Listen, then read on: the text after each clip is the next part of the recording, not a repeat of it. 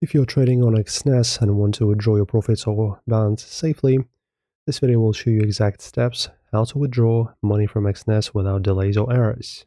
So firstly, of course, go to exness.com, open up the app and sign in to your personal area. From the dashboard, you click on withdrawal. You'll see all available withdrawal methods linked to your account. Select the same method you use to deposit, such as a bank card, e-wallet, or crypto wallet. Exness follows a refund priority rule, so withdrawals usually go back through the original deposit method. Then you just type the amount you want to withdraw, make sure the amount is within your available balance. You meet the minimum withdrawal limit for that method. Review the details, click confirm, complete security verification if prompted.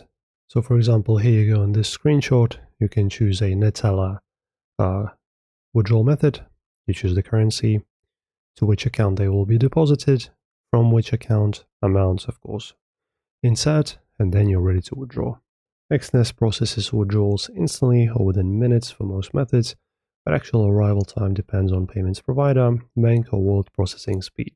And if you go to transaction history, which is right over here, you can see the status, amount, and date and method. And this is how you easily withdraw money from Exness.